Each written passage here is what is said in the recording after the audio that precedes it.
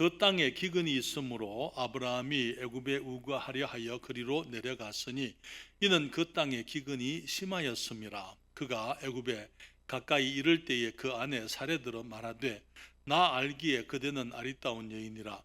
애굽 사람이 그대를 볼 때에 이르기를 이는 그의 아내라 하고 나는 죽이고 그대는 살리리니 원컨대 그대는 나의 누이라 하라. 그리하면 내가 그대로 인하여 안전하고 내 목숨이 그대로 인하여 보존하겠노라 하니라. 아브라함이 애굽에 이르렀을 때에 애굽 사람들이 그 여인의 심히 아리따움을 보았고 바로의 대신들도 그를 보고 바로 앞에서 칭찬하므로 그 여인을 바로의 궁으로 취하여 드린지라. 이에 바로가 그를 인하여 아브라함을 후대함으로 아브라함이 양과 소와 노비와 암수 나귀와 약대를 얻었더라. 여호와께서 아브라함의 아내 사레의 연고로 바로와 그 집에 큰 재앙을 내리신지라. 바로가 아브라함을 불러서 이르되 네가 어찌하여 나를 이렇게 대접하였느냐? 네가 어찌하여 그를 내 아내라고 내게 구하지 아니하였느냐? 네가 어찌 그를 누이라 하여 나로 그를 취하여 아내를 삼게 하였느냐? 내 아내가 여기 있으니 이제 데려가라 하고 가르쳤습니다. 바로가 사람들에게 그의 일을 명하매 그들이 그 아내와 그 모든 소유를 보내었더라. 아멘. 아버지 하나님, 이 저녁에 저희에게 주신 귀한 말씀을 감사드립니다. 주님, 성경 하나님의 말씀, 정말 진리의 말씀, 우리 사람들의 생각이 가감되지 아니하고 오직 우리 주님께서 우리들에게 주의 진리를 온전히 기록하셔서 우리로 하여금 정말 그 하나님의 진리의 말씀을 생각하면서 특별히 또한 주님 하나님께서 하나님의 사람들을 쓰실 때에 하나님의 사람들의 뛰어남 때문이 아니고 우리 하나님의 은혜로 오심을 인하여 사람들이 쓰임받게 됨을 우리들이 깨닫게 하심을 감사드립니다. 그렇지만 주님, 모든 사람들이, 믿음의 사람들이 정말 연약하고 부족하지만은 또한 그들을 위대한 주의 사람으로 세우시는 분도 주님이신 것을 감사드리오며 아버지 하나님 말씀의 진리를 통하여 저희들이 교훈을 받으며 우리가 우리 앞에 있었던 선진들이 행한 실수나 죄를 우리가 거듭하지 아니하게 하시고 또 주님, 저희들이 주의 말씀의 진리를 통하여 우리 주님이 기뻐하시는 거룩한 그리스도인들로 성장해 가도록 도와주시옵소서. 아브라함의 이야기가 정말 그 성경에 기록되어진 것을 감사드리오며 말씀을 통하여 저희들이 진리를 깨달을 수 있도록 그리고 우리의 삶이 말씀 가운데 우리가 말씀을 적용하며 살아가도록 도와주시옵소서. 이 시간을 주께 우리하오며 예수님의 이름으로 기도했습니다. 아멘. 자리에 앉으시겠습니다. 우리는 지금 이 지난주에 하나님께서 아브라함을 갈대아 우르에서부터 이 구별하신 땅으로 부르신 것을 우리가 함께 생각을 했습니다. 이 하나님의 택하심은 다시 말하면 주님의 부르심 혹은 소명은 하나님께서 우리 사람들에게 주시는 하나님의 은혜요. 우리가 주님의 부르심을 받는 것은 우리에게 어떤 훌륭한 자격이 있어서가 아니고 주님께서 우리를 불러서 우리에게 베푸시는 위대한 특권인 것입니다. 여기에 아브라함에게 특별히 다른 사람들보다도 그 당시 살았던 다른 사람들보다도 더 나은 인격이나 덕목이나 아니면 장점이 있었기 때문에 하나님이 불렀다. 물론 그것은 우리가 하나님의 주님께 가서 물어봐야 되겠지만은 실제로 그러지는 않았던 것 같아요. 왜냐하면 성경에 기록되어진 아브라함에 관한 모든 얘기들을 보게 되면은 특별히 아브라함이 다른 사람들보다 더 뛰어난 어떤 도덕적인 사람이었다. 그렇게 혹은 믿음이 더 뛰어난 사람이었다. 이렇게 말을 할 수가 없는 것을 우리가 보게 됩니다. 여기에 특별히 이제 아브라함이 하나님께서 아브라함을 부르셨을 때 그는 평범한 사람이었어요. 그렇지만은 주님께서 이제 그를 불러서 그와 함께 동행하시고 인도하시게 될 때에 그는 한 평범한 남자였지만은 이제 아브라함이 되고 평범한 한 남성이 위대한 믿음의 영웅으로 자라가는 것을 우리가 성경을 통해서 발견하게 되는 것입니다. 그것은 또한 우리 아브라함과 같은 믿음으로 거듭난 우리들도 여전히 다 아브라함과 차이가 없는 여전히 부족하고 미련하고 연약한 그런 사람들이지만은 아브라함에게 그런 위대한 믿음의 성장이 있었다면은 우리들에게도 마찬가지로 이제 하나님과 동행함 가운데 주님의 말씀에 순종하고 주님을 따라가게 될 때에 우리도 역시 마찬가지로 주님이 아브라함을 축복하셨던 것처럼 그러한 믿음 우리들에게도 가능한 것을 보게 되고 그 안에서 우리가 소망을 가지게 되는 것입니다. 하나님께서 아브라함을 가나안 땅으로 인도하셨어요. 그리고 그 땅을 그 자손에게 주리라고 약속을 하셨습니다. 그래서 이제부터는 이제 아브라함은 믿음으로 살아가는 삶을 시작하면서 하나님을 경험하는 삶이 시작된 것입니다. 이 아브라함은 우리는 지난주에 이 베델과 아이 사이에 그 가나안 땅에서 하나님께 단을 샀고 그게 하나님께 예배와 경배를 드리며 하나님의 이름을 부르고 이제 구별되어진 사람으로서 하나님을 위해서 하나님의 영광을 위해서 주님의 뜻을 위해서 구별되어진 사람으로서의 삶이 시작되었던 것을 보게 되는데요. 그런데 오늘 본문에 보게 되면 그 땅 하나님께서 불러서 구별하셨고 아브라함을 구별하셨고 또 아브라함을 위해서 구별하신 그 땅, 그 가나안 땅에 기근이 있었다 그렇게 말하고 있습니다. 그러면서 그 기근이 심했기 때문에 아브라함이 애굽으로 내려갔다고 그렇게 얘기를 하는 것을 보게 되는데요. 우리는 이제 이 믿음의 삶을 시작한 아브라함에게 하나님과 동행하면서 경험했던 많은 경험들을 통해서 우리들의 삶 속에서도 역시 마찬가지로 같은 경험이 있을 수가 있고 아브라함이 실수했던 그런 실수들이 우리들에게도 반복될 수 있기 때문에 하나님의 말씀이 기록되어진 목적을 따라 우리들에게 있어서는 이제 아브라함의 실수와 같은 그런 실수를 하지 않을 수 있는 우리들에게 예방이 되어질 수가 있는 것을 우리가 배우게 됩니다. 약속의 땅에 기근이 왔습니다. 여기서 생각해 볼 수 있는 것은 먼저 하나님께서 인도하신 약속의 땅에 심한 큰 기근이 있었다는 것입니다. 창세기 12장 20절인데요. 주님 말씀하시기를 그 땅에 기근이 있으므로 아브라함이 애굽에 우거하려 하여 그리로 내려갔으니 이는 그 땅에 기근이 심하였음이라. 많은 경우에 사람들이 생각하기를 하나님께서 우리를 인도하시게 되면은 우리가 하나님이 인도하시는 곳에 가게 되면은 혹은 하나님의 뜻 속에 살게 되면은 아무런 시련이나 어려움이나 고난은 없어야 할 것처럼 그렇게 생각을 하는 것을 봅니다. 그렇지만 그거 전혀 그렇지 않아요. 우리가 하나님의 뜻을 따라서 주님이 인도하시는 곳에서 주님이 구별하신 곳에서 살아갈 때에 그곳에 주님께서 이제 시련들, 어려움들, 고난, 역경을 주님께서 함께 허락하시는 것을 보게 됩니다. 하나님의 뜻 가운데서 우리가 주님이 인도하시는 곳에 가게 될 때에 많은 경우에 그리스도인들이 특별히 하나님의 사람들이 하나님의 뜻에 대해서 의심을 하는 것을 보게 됩니다. 이게 어쩌면 바로 기자가 아브라함도 마찬가지였을 거예요. 가나안 땅을 주님께서 말씀하신 이 땅을 내가 네 자손에게 주겠다 그랬는데 그 땅에 이제 이 아브라함이 그 단을 샀고 하나님의 이름을 부르며 예배를 드렸는데 그게 기근이 와버렸어요. 그러니까 내가 하나님의 뜻을 혹시 잘못 알았나? 이해를 잘못했나? 왜 하나님께서 구별하신 곳에 이런 시련이 이런 어려움이 굶주림이 이 흉년이 오게 되는가 하는 그런 의심들을 하게 되는 것입니다. 그렇기 때문에 당연히 아브라함도 생각하기를 애굽으로 가야 되겠다. 그렇게 하나님이 주신 약속의 땅을 떠나서 주님의 뜻 가운데서 내려왔던 그 땅을 떠나서 하나님께서 지키지 않은 곳, 하나님께서 지시하지 않은 곳으로 사람의 생각을 따라 가는 것을 보게 되는 것입니다. 지난번 우리 친교회 때 우리 목사님들 친교회 우리 갔을 때 한 형제가 제게 연락이 왔어요. 목사님 상담을 좀 하고 싶습니다. 그렇게 얘기했어요. 그래서 이제 그 형제를 만났습니다. 신학교에서 내가 만났고 신학교에서 가르치던 학생인데 신학교를 졸업을 했지만은 그는 하나님께서는 자기 자신을 어떤 목회나 선교사나 그렇게 부르신 것이 아니고 이제 거기 사업을 통해서 주님 여러분 주님께서 사람들을 부르실 때 모든 사람들이 다 목회하는 건 아니잖아요. 그렇죠?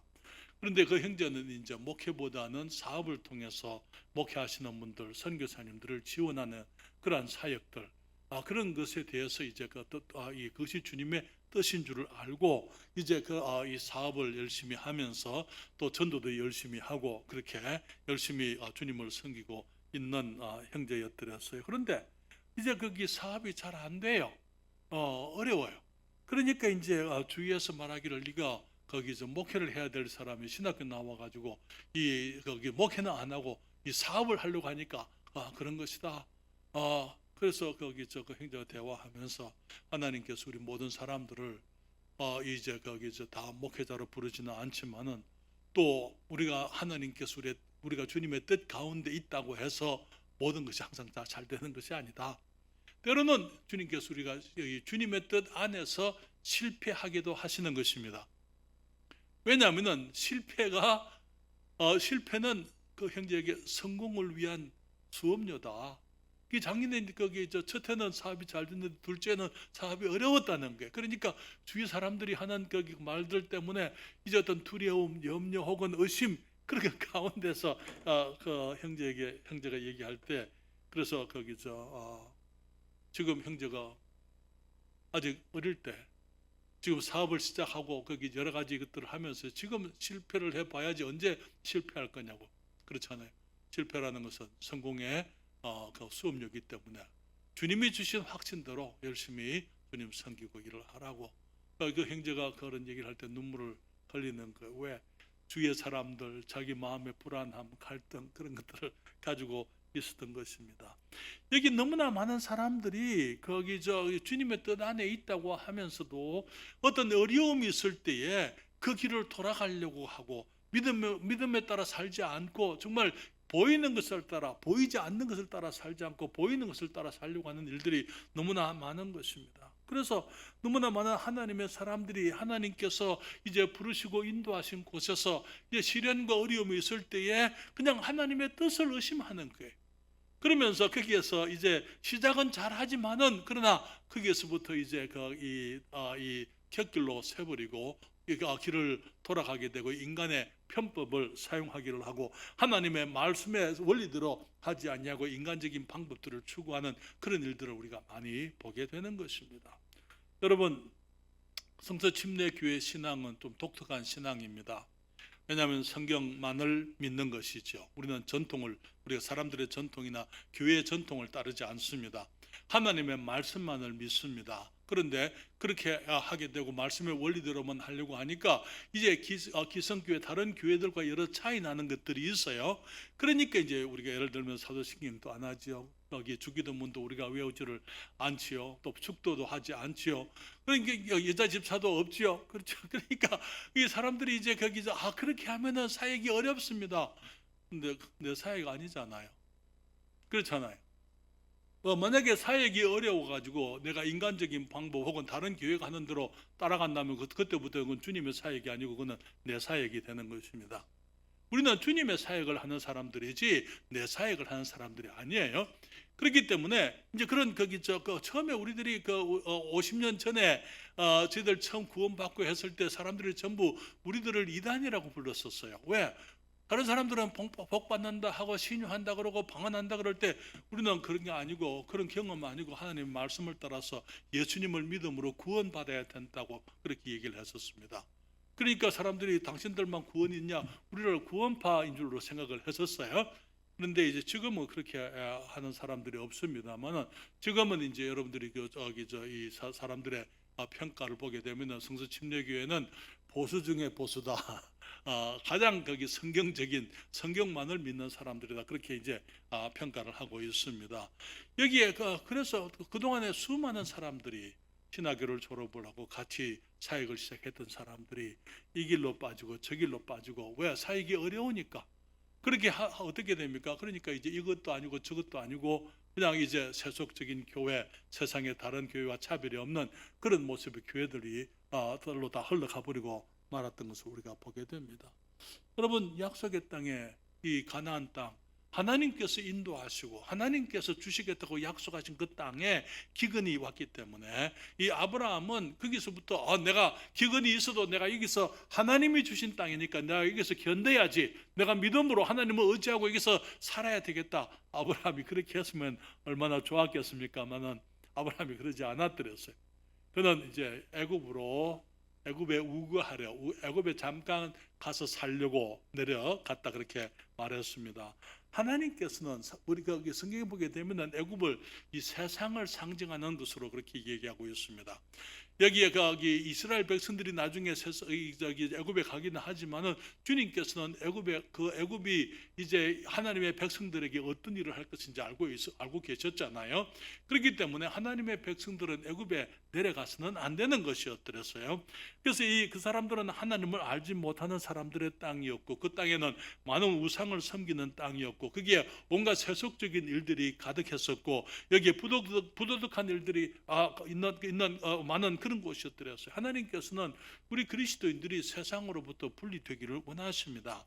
거기에 주님께서 아브라함에게 갈대아 우르 그리고 내 본토 친척 아비 집을 떠나라 그렇게 얘기를 했잖아요. 그래서 여기에 그가 그 모든 것을 버리고 갈대아 우르를 떠나왔는데, 이제는 약속의 땅에 시련이 있게 되니까 갈대아 우르로 돌아가는 것이 아니고 새로운 땅 애굽으로 그는 이제는 갈대아 우르와 상관이 없는 큰 차이가 없는 그런 곳으로 그가 가게 됐던 것을 보게 됩니다. 그러나 여러분, 우리들이 기억해야 될 것은 하나님께서 우리가 믿음으로 살아가게 될 때에 주님이 우리들에게 시련을 허락하시는 것은 사실이라는 것입니다. 우리가 주님의 뜻 안에 주님의 인도하시는 삶 가운데 주님이 원하시는 곳에 있지만은 거기에서부터 우리가 궁핍이 있을 수 있고 결핍이 있을 수가 있고 시련이 있을 수 있고 고난이 올 수 있다는 것입니다. 그 말이 우리가 잘못된 곳에 있다 그 말 아니에요. 우리가 바른 곳에 있으면서도 우리들은 그런 여러 가지 어려움들을 당할 수가 있다는 것이죠. 왜 그렇습니까? 하나님께서 약속의 땅을 우리들에게 아름다운 것을 주시려고 준비해서 우리를 주님의 은혜 가운데 주님의 뜻 가운데 어떤 곳으로 인도했을 때에 먼저 시련부터 먼저 오게 되는 그 이유는 주님께서 장차 우리들에게 주시려고 하시는 그 축복을 위해서 우리가 먼저 예비되어지기를 원하시기 때문인 것입니다. 다시 말하면 주님께서 우리가 약속의 땅에 있다고 해서 그냥 축복해 주시는 것이 아니고, 하나님께서 우리가 약속의 땅에서 주님이 축복하시려고 하실 때에 우리들이 먼저 주님의 축복을 감당할 수 있는 사람들이 되기를 원하신다는 것입니다. 그래서 주님께서는 우리가 시련을 당한다는 것, 우리들이 여러 가지 다양한 모습의 어떤 어려움이 우리들의 삶 속에 있을 것이라고 그렇게 성경은 말하고 있습니다. 야고보서 1장 2절로부터 4절에 말하기를 내 형제들아 너희가 여러 가지 시험을 만나거든 시험을 만날지도 모른다가 아니에요. 시험을 만나게 된다는 것입니다. 여러 가지 너희들이 여러 가지 시험을 만나거든 온전히 기쁘게 여기라. 이는 너희 믿음의 시련이 인내를 만들어내는 줄을 너희가 알미라. 인내를 온전히 이루라. 이는 너희를 온전하고 구비하여 조금도 부족함이 없게 하려 함이라. 다시 말하면 주님께서 우리를 약속의 땅 축복의 땅으로 인도하시고 거기에서 주님이 예비하신 축복들을 우리들이 감당할 수 있게 온전하고 조금도 부족함이 없는 사람이 되게 하시려고 먼저 주시는 것이 시련이라는 것입니다. 그래서 사랑하신 여러분, 주님께서는 그리스도인들이 우리가 믿음으로 살아가면 아무런 문제가 없을 것이고 모든 일이 형통할 것이다, 주님은 그렇게 말씀하지를 않으세요. 주님께서는 오히려 시편 34편 19절부터 20절에 말하기를 의인은 고난이 많으나, 뭐라고요? 의인은 뭐가 많다고요? 네, 고난이 많다고요. 여호와께서 그 모든 고난에서 건지시는도다. 여러분, 주님의 약속은 고난을 없게 하겠다, 그게 주님의 약속이 아닙니다. 주님께서 우리가 하나님의 뜻 가운데 주님이 원하시는 곳에서 주님이 우리에게 하게 하시는 그 일을 하게 될 때에 우리들에게 고난이 많이 있을 거라고요. 그렇지만 우리 주님께서는, 여호와께서는 그 모든 고난에서 건지시는도다. 그리고 말씀하시기를 그 모든 뼈를 보호하시며 그 중에 하나도 꺾이지 아니하도다. 여러분, 우리가 때로는 그리스도인으로 우리가 주님의 말씀 가운데 살아가게 될 때 심한 고난이 오지만은 거기서부터 우리가 이제는 멸망될 것 같이 생각되지만은 주님께서 말씀하시기를 뼈 하나도 상하지 않고 모든 뼈를 주님이 보호하시겠다고 말씀을 하고 있는 것입니다. 그래서 의인들이, 하나님의 자녀들이, 믿음의 사람들이 하나님의 뜻 가운데서 고난을 당하게 되어 있다는 것이죠. 그리고 주님께서는 고난 중에서 주님이 건지시겠다고 말씀하시고 고난이 우리를 해치지 못하도록 주님이 보호하시겠다고 말씀을 하시는 것입니다. 두 번째 우리가 생각해 볼 수 있는 것은요, 모든 물질적인 축복이 다 하나님의 축복은 아니라는 것입니다. 그렇죠. 거기 애굽에 갔습니다. 왜? 이 가나안 땅에 이 결핍이, 기근이, 그래서 이제 풍족한 곳, 이제 풍요의 땅, 나일강이 있는 곳, 거기에는 항상 풍년은 있고 곡식들이 많이 있는 곳, 애굽 땅을 향해서 그가 내려갔습니다. 그런데 애굽 땅에 갔을 때 이 아브라함은 정말 그 많은 것을 얻습니다. 그렇죠? 그런데 그것이 하나님의 축복입니까? 인간적인 방법으로 내가 어떤 것을 추구해서 얻는다 하더라도 그것이 하나님께서 기뻐하시고 하나님이 축복하신다, 그런 의미가 아니에요. 너무나 많은 사람들이 물질적인 축복을 추구하고 있습니다만, 여러분, 물질적인 축복은 어떤 분이 말하기를 가장 하나님의 축복 가운데 가장 작은 축복, 가장 작은 축복이 물질적인 축복이다. 주님이 원하시면 우리 모두가 다 백만장자 다 되게 하실 수 있어요. 그러나 물질은 우리를 진정으로 만족하게 할 수가 없기 때문에 주님께서 우리들에게 그보다 더 귀한 것들을 우리들에게 주시려고 하시는 것입니다. 우리는 이 아브라함이 정말 인격적으로 많은 부족함이 있는 사람이었던 것을 보게 됩니다. 아브라함이 신실하지 못했어요. 여러분, 신실이라는 말이 무슨 말인지 아세요? 신실하다 그 말은 믿을 수 있다 그 말이에요. 하나님이 신실하시다 그러잖아요. 그렇죠? 그 말은 무슨 말입니까? 하나님은 믿을 수가 있다. 그래서 믿부다 그렇게 얘기하지 않습니까? 하나님은 믿으시다 그 말은 하나님은 믿을 수 있는 분이다, 신실하신 분이다. 영어로 faithful 그렇게 얘기를 하고 있어요. 그렇기 때문에 우리 하나님께서는 우리가 언제나 어디서나 어떤 경우든지 우리는 주님을 믿을 수가 있습니다. 그렇죠? 아브라함은요, 주님을 믿는 사람이었지만 아직까지 신실하지는, 믿을 수 있는 사람은 못 되었습니다. 여러분, 어느 정도였습니까? 자기 아내들은 말하기를 당신이 예쁘니까 여기 애굽 사람들이 당신을 보고 이제 나를 죽이고 당신을 빼앗아 갈 수 있으니까 차라리 어차피 빼앗길 거니까 나를 그냥 남편이라 하지 말고 여동생 누이라고 그렇게 오빠라고 그렇게 얘기해라. 요즘 사람들은 좀 오빠라고 부르죠, 남편은. 그렇죠? 아마 거기 아브라함이 원조였던 것 같습니다. 어쨌든 사실 사라는 아브라함의 여동생이었어요. 여러분, 이런 일이 또 한 번 나중에 있게 됩니다만 그때 가서 말씀을 드리겠습니다. 창세기 20장에 보게 되면요, 12절부터 13절에 거기에 그랄 땅에 아비멜렉 왕 앞에서 또 한 번 그런 일을 하게 되거든요. 그때에 그때 이 바로에게 한 것처럼 아비멜렉 앞에서도 사라를 자기 여동생이라 그랬을 때에 이 아브라함이 하는 얘기가 이렇습니다. 또 그는 실로 나의 이복 누이로서 내 처가 되었습니다. 하나님이 나로 내 아비 집을 떠나 두루 다니게 하실 때에 내가 아내에게 말하기를 이후로 우리의 가는 곳마다 그대는 나를 그대의 오라비라 하라. 이것이 그대가 내게 베풀 은혜라 하였었노라. 여기에 데라가 결혼을 두 번 한 걸로 그렇게 문헌에 나와 있습니다. 먼저 아내에게서 얻은 자녀 중에 이 아브라함이 있었습니다. 그리고 이제 아내가 별세하고 이제 나중에 이제 재취하게 되는데, 그때 이제 이 두 번째 부인에게서 난 아이가 그 딸이 사레였다 그렇게 얘기합니다. 여기에 지금은 물론 그런 일이 있을 수가 없는 일이지만은 그 당시에는 이제 사촌들 간에도 나중에 우리가 야곱을 보게 되면은 야곱이 레아와 라헬과 결혼하잖아요. 라헬과 레아는 외삼촌의 딸들 아닙니까? 그렇죠? 그 당시에는 이제 오늘날처럼 이렇게 이 교통이 이렇게 발달하거나 사람들의 왕래가 많이 있거나 그러지 않았기 때문에 되게 이제 가까운 가까운 곳에서 이제 결혼을 하게 되면서 여기에 사례는 이복 누이였다 그렇게 얘기합니다. 아버지의 딸이에요. 그렇지만은 거기서 이제 결혼을 했다 그렇게 얘기를 합니다. 그렇지만은 이복 누이기 때문에 이복 누이로서 아내가 됐으니까 더더욱 이 아브라함은 아내를 보호하고 지켜야 될 책임이 있는 사람 아닙니까? 그렇잖아요. 그런데 그는 그 아내를 이 살해 때문에 자기가 죽을 것을 염려해 가지고 아내를 자기 그 아내 아닌 것처럼 사람들에게 소개하려고 했다는 것이죠.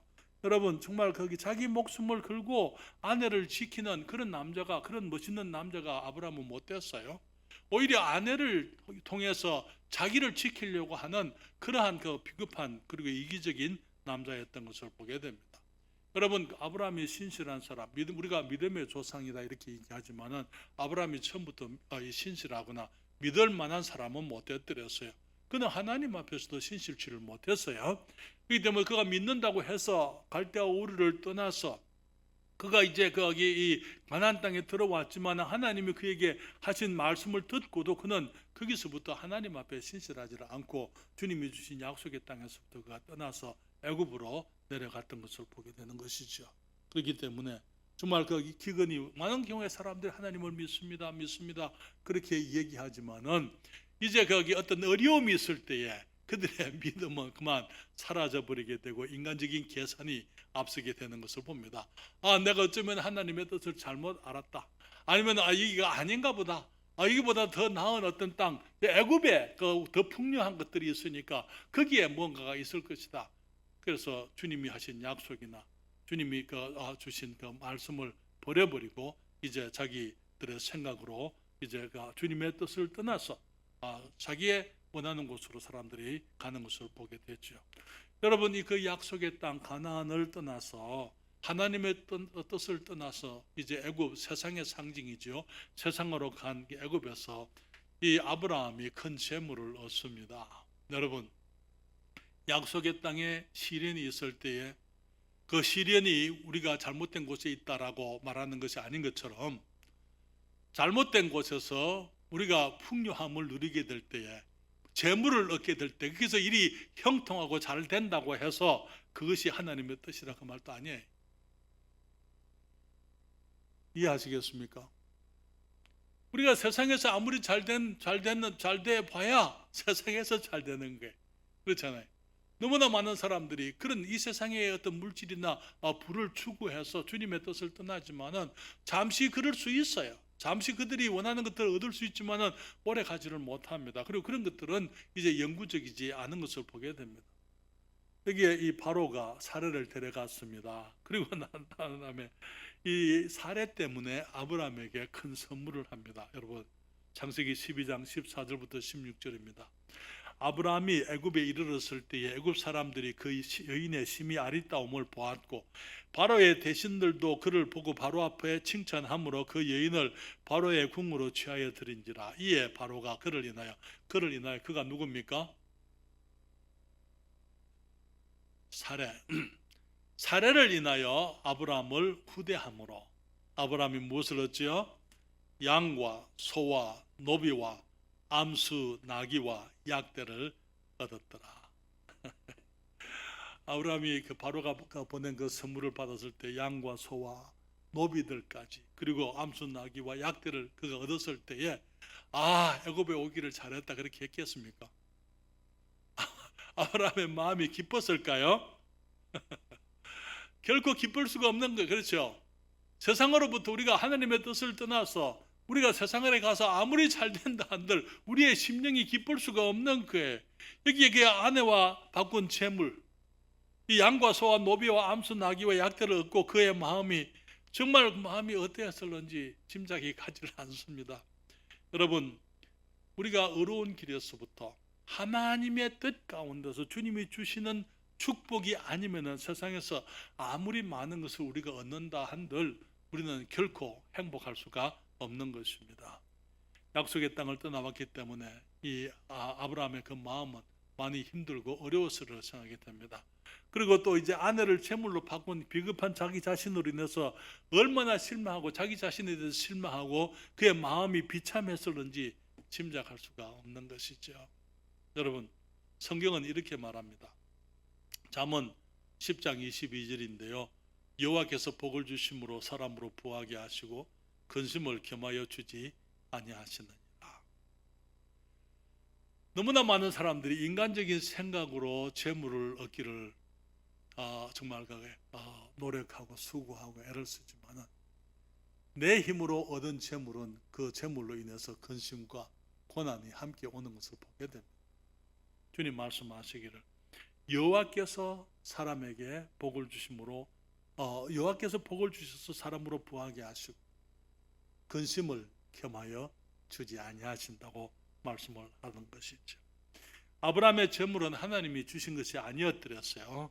애굽에서 얻은 것들인데 나중에 여러분 이 애굽에서 얻은 것들로 인해서 아브라함의 삶에 큰 저주가 임하는 것을 보게 되잖아요. 예를 들게 되면 노비가 있었습니다. 노비가 뭡니까? 종들이죠. 남녀 종들을 말하는 거예요. 그 남녀 종들 가운데도 어떤 사람이 있었습니까? 나중에 우리가 배우지만 하갈이 있잖아요.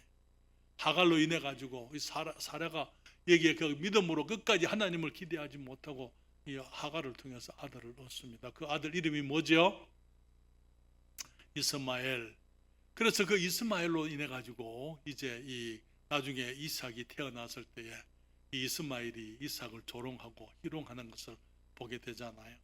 그러면서 사라가 이제 거기 하갈과 이스마엘을 쫓아내버리게 되고 그로 인해 가지고 이제 이 이스마엘의 자손들은 이삭의 자손들과 원수가 되어서 이 영원한 원수가 되잖아요. 지금도 이스마엘 자손들로 인해서 아랍 자손들로 인해서 이스마엘이 그 이스라엘 백성들이 고난을 받고 있지 않습니까? 그래서 여러분 그게 아브라함이 가나안 땅에 그냥 있었더랬다면 기근이 왔다 하더라도 믿음으로 그곳에 머물러 있었더랬다면 애굽으로 내려가지 않았더랬다면 그는 여기 하갈을 얻을 이유가 없는 것입니다. 하갈을 통해서 그런 엄청난 재앙이 올 필요가 없었던 것이지요. 여러분 애굽에서 얻은 소와 양으로 인해서 어떤 일이 생깁니까? 조카 롯하고 결별이 다음 주에 우리가 여기 13장에서 우리가 배우게 됩니다만은 여기에 이 롯하고 이 외삼촌 롯하고 삼촌 이 아브라함 사이에 이제 관계가 단절이 되고 멀어지게 되는 이유가 뭐였더랬어요? 애굽에서 얻은 소와 양들 때문이었습니다. 그리고 난 다음에 이 어떻게 해야 됩니까? 롯이 이제 삼촌을 떠나오면서 그가 한 것이 이 소할 땅 요단들을 바라보니까 거기가 마치 무엇과 같았다고요? 애굽 땅과 같았다.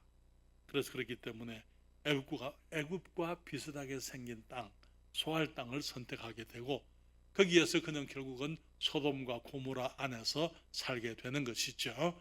그러면서 나중에 하나님께서 이 소돔과 고모라를 심판하실 때 그 심판 가운데 그는 모든 것을 다 잃어버리게 되죠. 삼촌에게서부터 재물로 인해 애굽에서 가져온 재물들이 소와 양들로 인해 가지고 삼촌과 관계가 멀어졌는데 그 모든 것들이 이 소돔에서 다 이제 잃어버리게 되고 다 상실되고 마는 것입니다. 그러면서 그는 그의 두 딸을 인해서 이제 이 수치의 자손들을 그가 생산을 하게 되시죠. 여러분 그렇지만 하나님께서는 애굽으로 간 아브라함이지만은 주님께서 은혜를 베푸시는 것을 보게 됩니다. 하나님께서 아브라함을 포기하지 않으셨어요. 여러분 사람들은 사람에 대해 실망할 수 있습니다만 하나님은 사람을 너무나 잘 아십니다. 그렇기 때문에 아브라함이 그런 일을 했다 해서 하나님께서 너 그럴 수 있냐? 주님께서 그렇게 말씀 안 하시는 거예요. 너 그럴 줄 몰랐다? 주님이 그런 말씀 안 하신다는 거죠. 왜? 주님은 다 알고 사람들을 부르시는 것입니다. 사람에 대해서 주님이 실망하시는 내가 네가 그런 줄 몰랐는데 하고 주님이 실망하시는 일은 없습니다. 아브라함이 그런 사람인 줄 아시면서 주님이 부르셨습니다. 그리고 그를 믿음의 조상이 되도록 인도하시고 인내하시고 동행하시고 지도하시고 빚으시고 믿음의 영웅으로 이제 변화되도록 주님이 역사해 주셨던 것을 보게 됩니다. 그래서 우리들이 만약에 하나님을 포기하지 않는다면 우리 주님은 우리를 포기하지 않으신다는 것입니다. 비록 우리가 거짓되고 연약하고 비겁하고 더럽고 사악하고 그런 줄 우리가 그런 줄 주님이 다 아시면서도 불구하고 우리를 구원하셨고 우리를 구별하셨습니다. 아브라함이 약속의 땅에서 하나님의 뜻 가운데서 그가 구별되어진 삶을 출발하지만 그가 애굽에 떠나갈 걸 주님이 다 알고 계셨던 것이죠. 그러면서 주님께서 아브라함이 넘어졌을 때, 아브라함이 실수했을 때에 아내를 누이라고 이제 팔아버리고 그 많은 재물을 얻었을 때 주님이 아브라함을 심판하거나 버려버리지 아니하시고 주님께서 아브라함을 다시 이제 회복하시도록 주님이 역사하시는 것을 보게 됩니다. 사랑하는 여러분, 우리가 우리 스스로를 우리가 때로는 범죄하고 넘어진다 하더라도 때로는 우리가 우리 스스로에 대해서 실망할 수 있어요.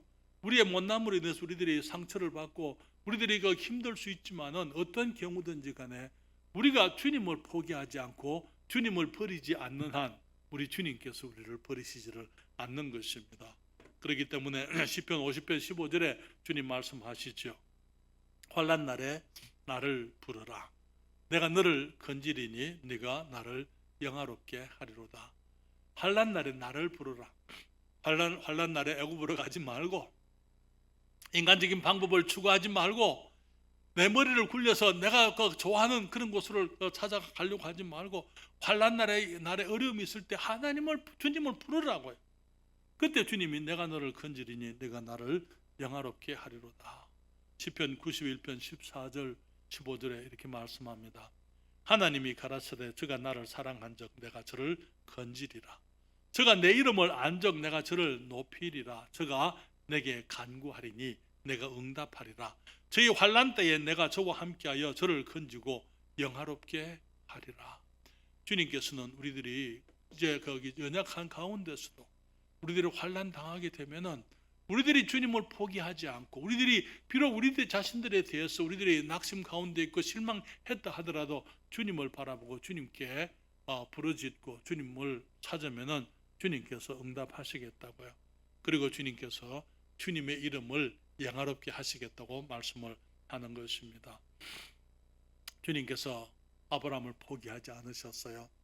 그리고 주님께서 이 바로의 집에 재앙을 내려서 이제 바로가 잘못한 것을 깨닫게 하십니다. 여기에 창세기 12장 17절인데요. 여호와께서 아브라함의 아내 사레의 연고로 바로와 그 집에 큰 재앙을 내리신지라. 여러분, 사레는 어땠겠어요? 사레는 그 마음이 어떠했겠습니까? 못난 남편으로 인해서 얼마나 한스럽고 슬펐을런지 정말 거기 고향을 떠나와가지고 먼 이국 땅에 와서 남편 하나를 믿고 이제 거기 가나안에 왔고 또 애굽 땅까지 왔는데 거기서부터 이제 남편을 남편이라 부르지 못하고 이제 또 이렇게 바로를 따라가야 되니까 정말 거기 얼마나 큰 두려움 속에 남편을 믿지 못할 때 얼마나 두려웠을런지. 그리고 또 여러분 보십시오. 여성으로서 정말 거기 존엄함, 그 여성으로서의 이 존귀함을 이제 위험에 빠지게 되는 것이에요. 그럴 때 하나님께서 사례를 지켜주심을 보게 되는 것입니다. 하나님께서 사례를 돌아보시고 사례로 인해서 성경이 말하기를 이 17절에 여호와께서 아브라함의 아내 사례의 연고로 그렇게 연고 그 때문에 그 말이에요. 사례 때문에 주님이 사례를 생각하시고 그 말에 바로와 그 집에 큰 재앙을 내리셨다 그렇게 말씀을 하고 있습니다. 그랬을 때에 하나님께서 이제 사례를 지켜주실 때에 바로가 자기가 한 것이 잘못된 것이다.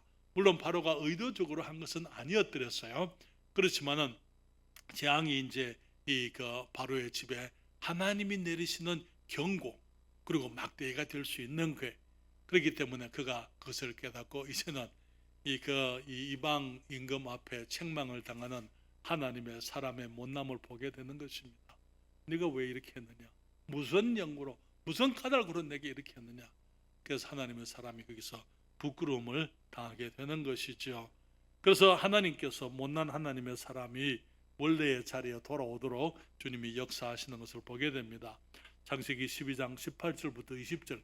바로가 아브라함을 불러서 이르되 네가 어찌하여 나를 이렇게 대접하였느냐? 네가 어찌하여 그를 내 아내라고 내게 구하지 아니하였느냐? 네가 어찌 그를 누일하여 나로 그를 취하여 아내를 삼게 하였느냐?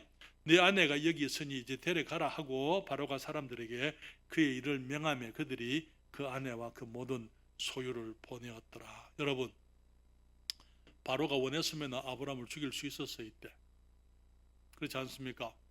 아브라함과 사례를 다 죽여버리고 정말 거기서 그들을 해칠 수 있었어요. 그렇지만 바로가 그렇게 하지 않은 것은 하나님의 개입하심인 줄 우리가 믿습니다. 그리고는 이제 아브라함과 사레와 그 모든 소유를 뭐라 그럽니까? 아브라함과 그들이 그 아내와 그 모든 소유를 내가 준 거니까 도로 내놔라 그렇게 하지 않았어요. 이 바로가 어쩌면 사람이 큰 사람이었던 것 같아요. 그냥 그대로 보내면서 이제 돌아가게 했던 것을 보게 됩니다. 나는 여러분, 여기에 하나님께서 약속의 땅에서 믿음으로 살지 않고 약속의 땅을 떠나버린 아브라함이 다시 약속의 땅으로 돌아오도록 주님이 역사하시는 것을 보게 됩니다. 그러나 여러분, 주님께서 우리들이 한두 번 실수한다고, 실패한다고, 넘어졌다고 주님이 우리를 버리지를 않으십니다. 주님 우리에 대해서 인내하시고 우리에 대해서 포기하지 않으시고 우리가 또 새롭게 시작할 수 있도록 하시고 다시 일어날 수 있도록 하시고 우리가 때로는 실수하고 넘어지고 우리가 범죄하고 하나님 앞에 우리들이 잘못하는 경우라 하더라도 주님께서는 우리가 주님을 찾는 한 주님은 버리지 아니하시고 계속해서 찾으시고 우리를 사용해 주시는 것을 보게 되는 것입니다. 그렇지만 그 말이 우리가 범죄도 괜찮다 그 말 아니에요. 왜냐하면 아브라함의 그 실수, 그 불신, 그것으로 인해서 아까 말씀드린 것처럼 그 결과, 그것으로 거둔 그 불신의 씨앗들, 그 실수의 씨앗들이 이제는 아브라함과 함께 애굽에서 나오게 되는 거예요.